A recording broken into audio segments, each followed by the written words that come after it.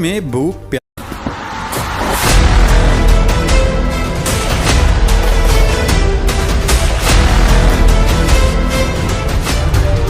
ناظرین، فلسطین میں بھوک، پیاس اور افلاس سے لوگ مر رہے ہیں، جبکہ اسرائیل نے مزید ہسپتالوں پر حملوں کی دھمکی دے دی ہے۔ حماس اور حزب اللہ نے بھی 1.5 لاکھ میزائل نشانے پر لگا دیے ہیں۔ دنیا کا خوفناک ترین اسلحہ حزب اللہ کے پاس ہونے کا انکشاف بھی ہوا۔ دنیا کا سب سے خطرناک میزائل، ڈرون اور بارود حزب اللہ کے پاس پہنچ چکا ہے۔ فرانس اسرائیل کے حق میں سامنے آ گیا ہے۔ سابق امریکی صدر باراک اوباما نے اسرائیل کو خوب دھو ڈالا۔ ایک اسرائیلی فوجی افسر نے کہا کہ اب ہم اس مقام پر پہنچ گئے ہیں جہاں حزب اللہ کے پاس دنیا کی بیشتر حکومتوں سے کہیں زیادہ راکٹ اور میزائل موجود ہیں۔ اس کے بعد سے حزب اللہ مزید مضبوط ہو چکی ہے۔ حزب اللہ نے ایران کی مدد اور شام کی خانہ جنگی میں بشار الاسد کی حکمرانی کو بچانے سے گروپ کو حاصل ہوئے تجربے سے راکٹوں اور مختلف ہتھیاروں کے اپنے ذخیرے میں بے پناہ اضافہ کیا اور انہیں اپ گریڈ کیا ہے۔ تازہ ترین عوامی اندازوں کے مطابق حزب اللہ کے پاس تقریباً 1.5 لاکھ راکٹس اور میزائل ہیں، جن میں سے زیادہ تر کی رینج کچھ کلومیٹرز تک ہے، جبکہ بیشتر تو ایسے ہیں جو پورے ملک کو تباہ کر سکتے ہیں۔ مختلف رپورٹس کے مطابق ان میں سے بڑی تعداد لبنان سے سینکڑوں کلومیٹر دور واقع اہداف تک پہنچ سکتی ہیں۔ واشنگٹن میں centre for strategic and international studies کے محققین نے اسرائیل کے بالکل شمال میں موجود مہلک ہتھیاروں کے بارے میں 2018 کی ایک وسیع رپورٹ میں نتیجہ اخذ کیا کہ حزب اللہ دنیا کی سب سے بھاری ہتھیاروں سے لیس غیر ریاستی تنظیم ہے۔ رپورٹ میں بتایا گیا کہ اس گروپ کے پاس ballistic, anti air, anti tank اور اینٹی شپ میزائلوں کے ساتھ ساتھ راکٹ آرٹلری کا ایک بڑا ذخیرہ موجود ہے۔ حال ہی میں ایک اسرائیلی فوجی نے خبردار کیا کہ شام میں حزب اللہ کی مداخلت اس کے جدید ترین سٹینڈ آف اور درست طریقے سے رہنمائی کرنے والے میزائلوں کے حصول کے بارے میں تشویش پیدا کرتی ہے، چاہے وہ شام سے حاصل کیے جائیں، ایران سے یا روس سے۔ سٹینڈ آف میزائل طویل فاصلے تک مار کرنے والے نظام ہیں جنہیں اتنی دور سے فائر کیا جا سکتا ہے کہ لانچرز محفوظ رہیں۔ حال ہی میں اسرائیل کے institute for national security studies کے شائع کردہ ایک مضمون کے مطابق حزب اللہ کے پاس تقریباً 40,000 مختلف فاصلے تک مار کرنے والے گریڈ ٹائپ راکٹ ہیں۔ 80,000 فجر 3، فجر 5، خیبر اور درمیانے فاصلے تک مار کرنے والے راد راکٹ ہیں اور 30,000 طویل فاصلے تک مار کرنے والے زلزال راکٹ اور فتح 110 M600 میزائل ہیں۔ حزب اللہ کو شام سے محدود تعداد میں سکٹ ٹائپ کے میزائل بھی ملے ہیں۔ رپورٹ کے مطابق کئی سو فتح 110 میزائل جو تقریباً 500 کلو گرام بارود لے جاتے ہیں، جی پی ایس پر مبنی نیویگیشن میکانزم سے لیس ہیں اور کافی درستگی اور تباہ کن صلاحیت رکھتے ہیں۔ اسرائیلی فوج اور وزارت دفاع کا اندازہ ہے کہ حزب اللہ جنگ کے پہلے چند دنوں میں کئی ہزار راکٹ فائر کر سکتی ہے اور باقی دنوں میں روزانہ 1500 راکٹ فائر کر سکتی ہے۔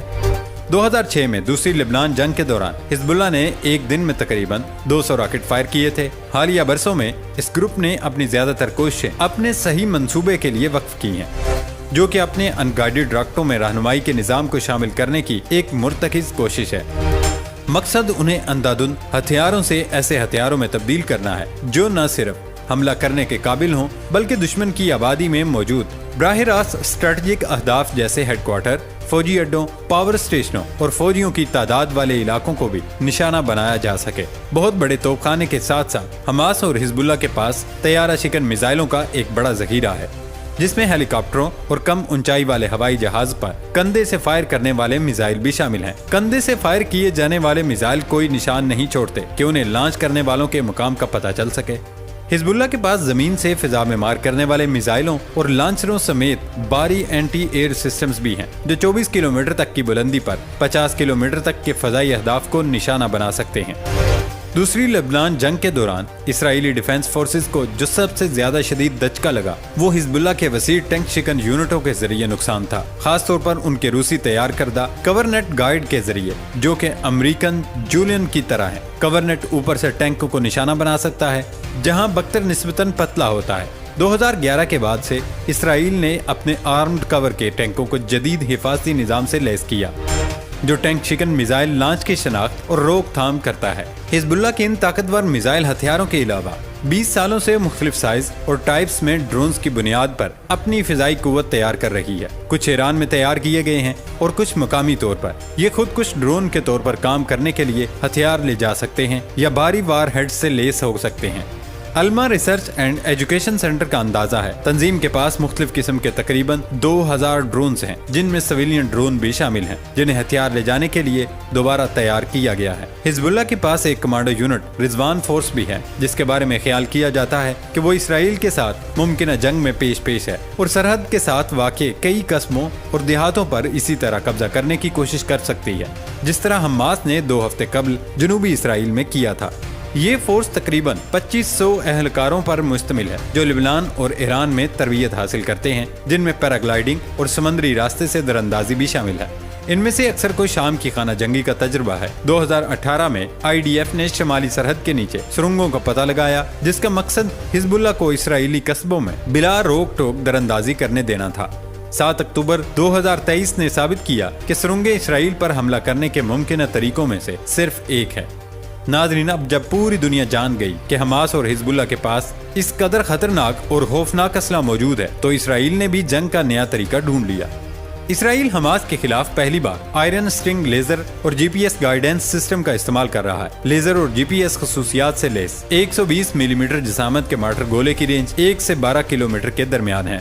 آئرن سٹنگ مارٹر بم جدید خصوصیات کا حامل ہے۔ یہ لیزر اور GPS کی مدد سے ہدف کو بغیر کسی کولیٹرل ڈیمیج کے نشانہ بناتے ہیں، جس کا مطلب یہ ہے کہ لیزر اور GPS گائیڈڈ ہونے کی وجہ سے یہ مارٹر گولا صرف ہدف کو نشانہ بناتا ہے، اس کے درمیان یا آس پاس آنے والی کسی چیز کو نقصان نہیں پہنچتا۔ جدید ترین خصوصیات سے لیس اور تیر بہدف آئرن سٹنگ مارٹر بم کے بارے میں اسرائیلی فوج نے 2021 میں بتایا تھا، تاہم اب پہلی بار استعمال کیا ہے۔ اسرائیلی فضائیہ نے اس high tech iron sting system سے حماس کے ٹھکانے کو نشانہ بنانے کی فوٹیج جاری کر دی، جس میں تیر بہدف مارٹر بم نے کئی ٹھکانوں کو سیکنڈوں میں ملیا میٹ کر دیا۔ اسرائیلی فضائیہ نے دعویٰ کیا کہ ان حملوں میں کوئی جانی نقصان نہیں ہوا، تاہم حماس کا کہنا ہے کہ ان حملوں میں بچوں اور خواتین سمیت 10 سے زائد شہادتیں ہوئی تھیں۔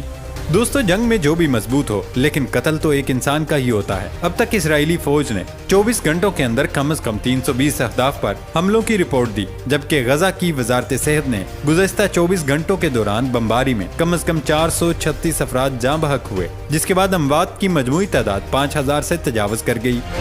دوسری جانب 1 درجن کے قریب ٹرک انتہائی ضروری امداد لے کر روانہ ہوئے، جو کہ گزشتہ 3 روز کے درمیان امدادی سامان کی تیسری کھیپ تھی۔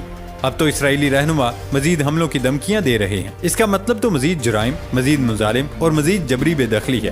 اس وقت مغربی طاقتوں کی اشیرباد سے اسرائیل کی جانب سے غزہ میں نسل کشی جاری ہے۔ مزید حملوں میں 436 فلسطینی شہید ہو گئے، جن میں 182 بچے شامل ہیں۔ 7 اکتوبر سے جاری حملوں میں شہید بچوں کی تعداد 2055 ہو گئی۔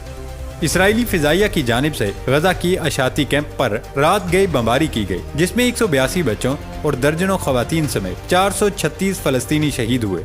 اس کے علاوہ خان یونس میں 3 خاندانوں کے 23 افراد شہید ہوئے۔ الفلوجہ میں 17 افراد سے جینے کا حق چھینا گیا، تو دیر البلاح میں 10 افراد موت کی آغوش میں چلے گئے۔ بیت الاحیاء اور نوسائرت میں کیمپ پر بمباری ہوئی، جس سے 14 افراد شہید ہوئے۔ شیخ رضوان کے علاقے میں گھر کے باہر بم گرنے سے فلسطینی صحافی جاں بحق ہو گیا۔ حالیہ جنگ میں شہید فلسطینی صحافیوں کی تعداد 20 ہو گئی ہے۔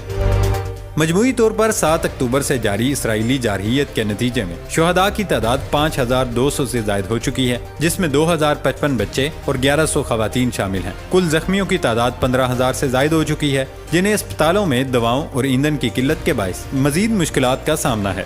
ادھر اسرائیل کی ہٹ درمی برقرار ہے۔ اسرائیلی وزیر اعظم کے سینئر مشیر کا کہنا ہے کہ حماس سارے یرغمالی چھوڑ دے، تب بھی غزہ کو ایندھن کی فراہمی نہیں ہونے دیں گے۔ ایندھن جانے دیا تو حماس اسے جنگ کے لیے استعمال کرے گا۔ دوستو، اسرائیلی افواج بار بار غزہ میں داخل ہونے کی کوشش کر رہی ہے، لیکن حماس اور حزب اللہ انہیں داخل ہونے نہیں دے رہی۔ غزہ میں داخل ہونے میں ناکامی پر اسرائیلی فوج کی جانب سے داغے جانے والے 320 میزائلوں سے 182 بچوں سمیت 436 فلسطینی شہید ہوئے۔ اسرائیلی وزیر دفاع نے غزہ پر ایک ساتھ زمینی، فضائی اور سمندری حملہ کرنے کی دھمکی دی ہے، جس پر پوری دنیا میں لوگ اسرائیل مخالف نکل آئے ہیں۔ پیرس میں پابندی کے باوجود فلسطین سے اظہار یکجہتی کے لیے مظاہرہ کرتے ہوئے اقوام متحدہ سے اسرائیل کی جانب سے مظالم کو روکنے کی اپیل کی گئی، جبکہ فرانس کے وزیر اعظم کل اسرائیل پہنچ رہے ہیں۔ عوام فلسطین کے ساتھ ہیں تو وزیر اعظم اسرائیل کا ساتھ دے رہا ہے۔ عوام فلسطین کے ساتھ اس لیے ہے کہ اسرائیل کی جانب سے نہتے عوام پر حملے کیے جا رہے ہیں۔ اسرائیل بار بار مسجدوں اور چرچوں پر حملے کر رہا ہے۔ 7 اکتوبر سے اب تک علاقے میں تباہ شدہ مساجد کی تعداد 32 ہو گئی ہے۔ فضائی حملے میں غزہ کے علاقے شیخ رادوان میں النور المحمدی مسجد کو نشانہ بنایا گیا۔ ہسپتالوں کو بھی نہیں چھوڑا جا رہا۔ اب تو اسرائیل نے غزہ کے مزید ہسپتالوں پر بمباری کی دھمکی دی ہے اور ساتھ ہی ہسپتال خالی کرنے کا حکم بھی دیا ہے، جبکہ اس جنگ میں اب نہ صرف چین اور روس شامل ہو گئے ہیں، جبکہ فرانس سمیت امریکہ، کینیڈا، جرمنی، اٹلی اور برطانیہ نے بھی اسرائیل کی حمایت کر دی ہے اور کہا اسرائیل کو دفاع کا حق حاصل ہے۔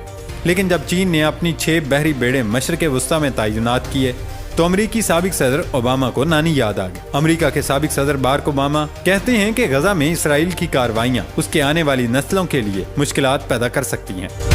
سابق امریکی صدر نے اپنے بیان میں اسرائیل کو خبردار کیا کہ حماس کے خلاف اس کی جنگ میں کچھ اقدامات جیسے غزہ کے شہریوں کے لیے خوراک اور پانی کی بندش آنے والی نسلوں کے لیے فلسطینیوں کے رویے کو سخت کر سکتے ہیں۔